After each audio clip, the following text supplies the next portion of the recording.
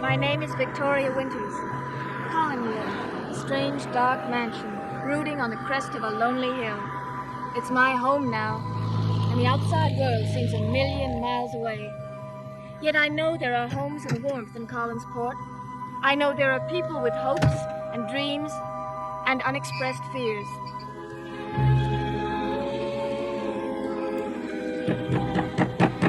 Answer your door, you drunken bum! Wake up in there! Wake up! Open the door! Open it!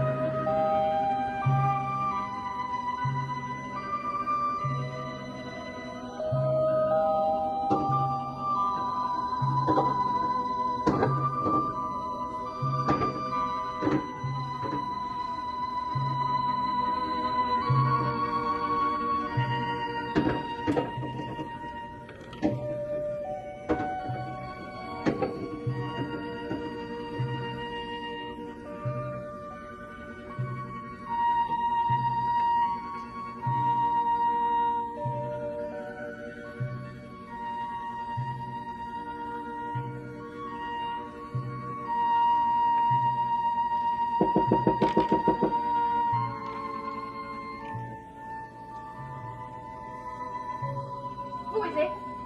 A neighbor. May I come in?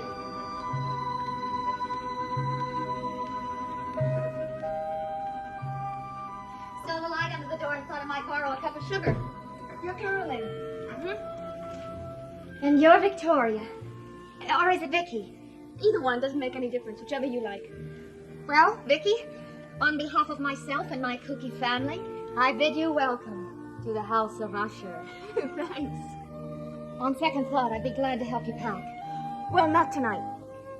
Well, I guess there's some of us who just love to suffer. Oh, you sure I'm not disturbing you? I have a bad habit of just popping in. Oh, no, not at all. I was just writing a letter to a friend back home. Why don't you sit down? When you write to your friend, all you have to say is one word. Help. Vicky, you seem like a nice person. Do yourself a favor. Go back home to New York. You know, I've been hearing that every hour on the hour since I got here. Why does everyone want me to go home? Oh, I didn't say I want you to go. Heck no, it'll be a ball having somebody around here to talk to. But you've been in this mausoleum a couple of hours. Do you think it'll be fun and games? I'm willing to find out. Victoria Winters, I think I'm gonna like you. Okay. Ask. Ask what?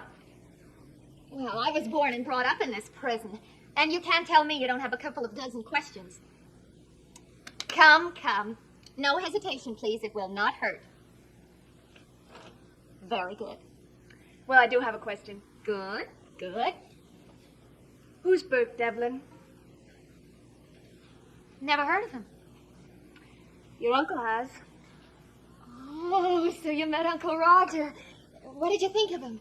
He's a real doll, isn't he? Well, he seems very nice. Nice. Vicky, Roger Collins has more charm in his right earlobe than all the characters in this icky, sticky town. Oh, he sends me. He really does. And you know who my mother wants me to be hung up on? Joe Haskell. No fisherman yet.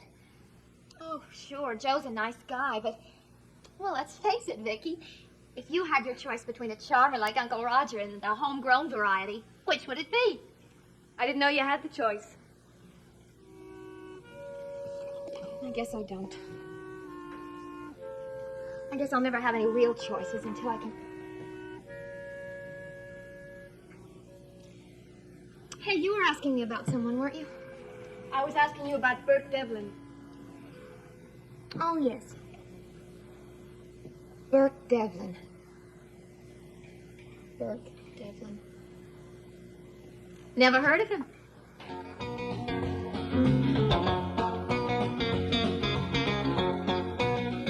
Sit down. Mr. Devlin, I don't even know why I came back here. Because I asked you to. But don't worry, Joe. I won't take up too much of your time.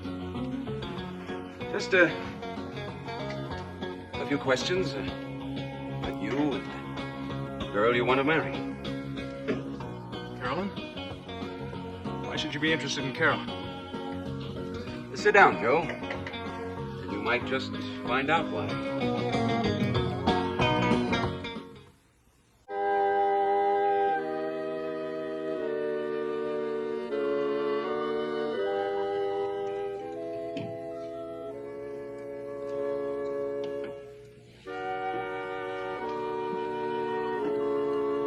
Any coffee left in the hopper? Few cups. Real strong, though. I'll take my chances. It's your stomach.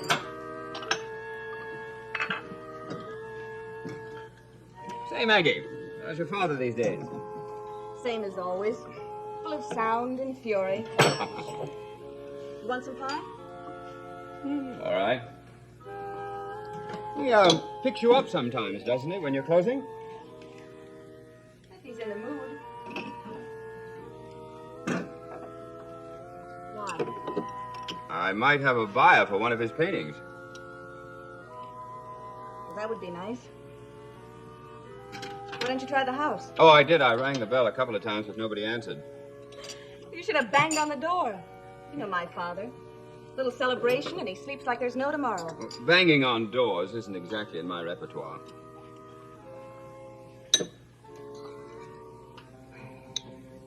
Maggie, I have to see your father. It's very important. I wish I could help you, but you know Pop. He could have decided to take an overnight hike to Bangor. We'll be closing in 5 minutes, so with all due respect, don't take too long.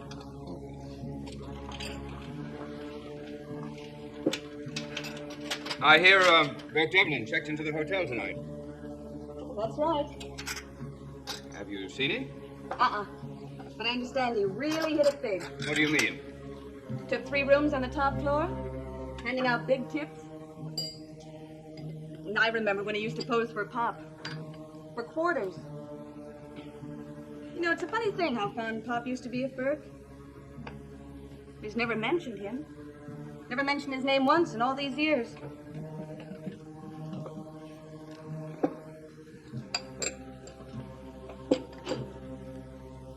I really don't think Pop will be coming tonight.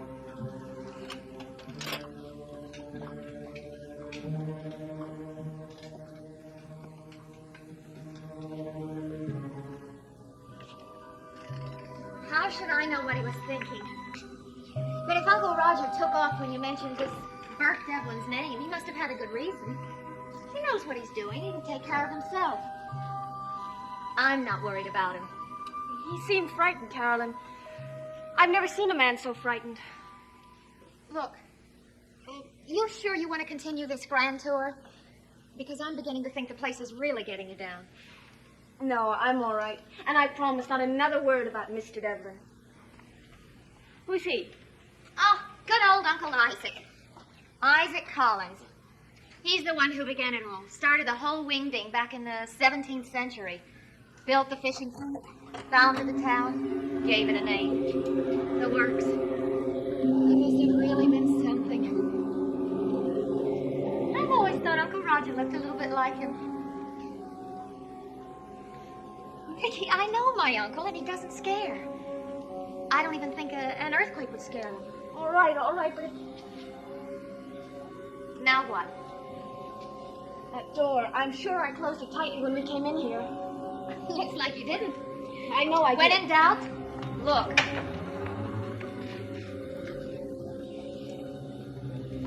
Must have been the wind blew it open. There's no wind in here.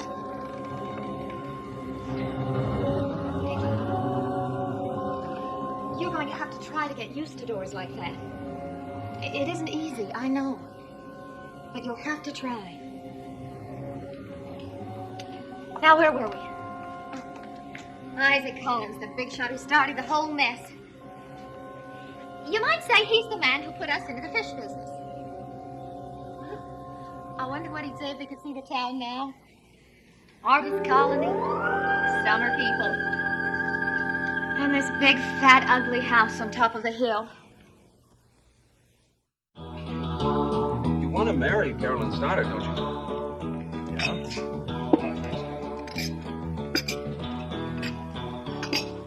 She keeps slapping you down, doesn't she? Look, Mr. Devlin, I don't know how you know all about that. Joe, I know a lot more about you. I know that you work for the Collins fishing fleet. I know exactly how much money you've saved. And I know just what you're saving it for. Now, wait a A minute. boat of your own. Am I right? What do you do, hire private detectives? You're an ambitious kid, Joe. You want to get ahead. Work for yourself. I like that. But you're a dead duck as far as Carolyn Stoddard is concerned. And you know it. As long as she lives in that house on the hill. She doesn't want to leave her mother alone up there. That makes sense, doesn't it? Does it? Does that make sense, Joe? A woman stays in that hill for 18 years. She could walk off any time. But she won't do it. How long are you going to wait? Another 18 years? What do you want?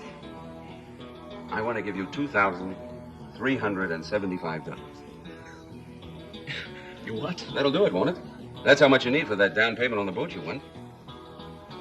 And what do you get?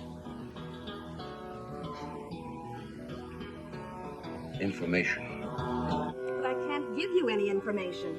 Pop's a free soul, you know that. He wanders. Well, you don't mind if I wait a little longer, do you? Really, Mr. Collins, I have to close. That's what I was afraid of. So did Mr. Malloy, but we're closed. Door's open. Well, I know that. Sell your but car parked down the street, Roger. I have to talk to you. It's after business hours, Malloy. It has nothing to do with the fleet. At least I hope not. Oh, of course. The manager of our fishing fleet talks business only with my sister. Roger, this is important. I see. And the extent of my participation in family business affairs is of no importance at all. Delicately put, Malloy. I just heard Burke Devlin's come back. And? Is that all you had to say? Well, Burke was born and raised in Collinsport. Why shouldn't he be permitted to return if he wants to? And you're not worried? Why should I be? 10 years is a long time. I'm sure Bert and I can be good friends again. Do you really believe that? Look, Malloy, I have much more important things than to worry about people's goings and comings, especially an ex-convict's. But thank you anyway for your concern. Roger, you're either a much braver man than I thought you were, or a much bigger fool. Good night, Bertie.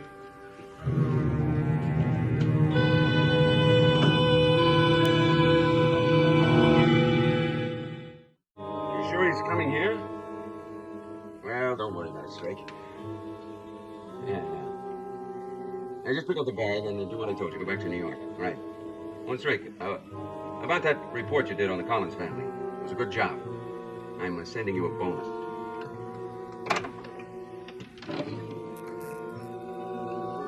All right, Joe. This is the last place I expected to be paged. Mr. Devlin, I've been doing a little thinking. You ever been to Montevideo?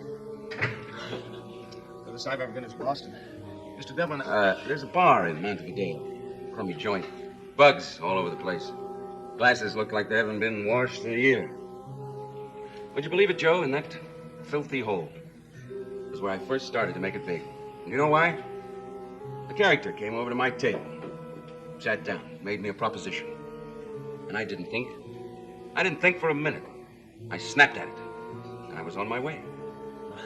that's you, Mr. Devlin, not me. All I'm asking, Joe, is for you to get your boat. Marry Carolyn Stoddard and be a happy man. I intend to do that, but I'll do it myself. How long do you think it will take you? Well, I'll manage.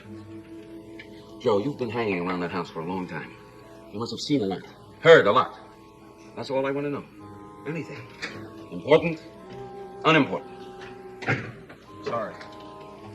Don't make a mistake, Joe. Hello, Burke. Why, Mr. Malloy. It's good to see you again. Go on home, Joe. He's your boss, Joe. You better do what he says. Get some sleep, son. I'll see you in the morning. Yes, sir. I like that boy. Sit down, Mr. Malloy. I'll buy you a drink. I've been expecting you. What do you want with the boy? Oh, just a friendly little chat, that's all. What about? Oh, I think you'll learn that soon enough. As a matter of fact, I'm counting on it. You see, Joe will tell little Carolyn, and she'll tell Uncle Roger. And who knows, pretty soon those ghosts will start moving around again. Burke, that family has had nothing but trouble for a long time. Don't let them live in peace. The way they did me. That was 10 years ago. Let it rest. Mr. Malloy, when I was a kid, I used to go up to Collinwood and look for ghosts. We all used to think it was haunted. Well, I didn't find any then, but they're there. You know it, and I know it. They creep out of every corner and hide under every bed. Well, I didn't put them there, Mr. Malloy, but I'm sure going to do everything I can to dig them out. What good will it do you? It might give me back a lot of time I've lost. I'll tell you what. You get up real early tomorrow morning and maybe we'll finish the tour. It's a deal. Provided I...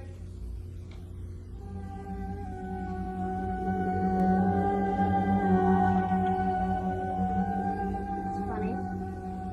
More ghosts? I was sure I put this letter in the drawer. Maybe you took it out again before we left. I know I didn't. Carolyn, why would anyone come up here, take my letter out of the drawer, and put it on the bed? I wouldn't know. Unless what?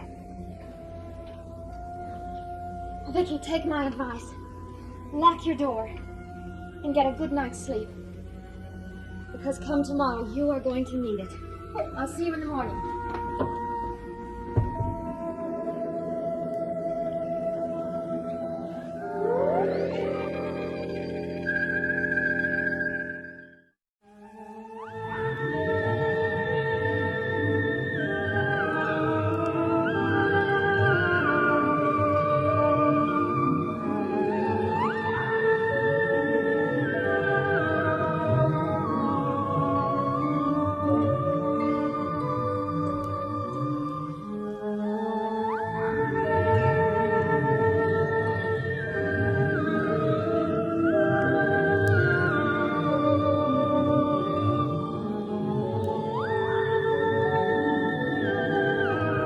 June Moon Spoon, and that should put you in the mood for the dating game with host Jim Lang. The excitement, suspense, and fun begin right after Supermarket Sweep, every weekday morning here on ABC.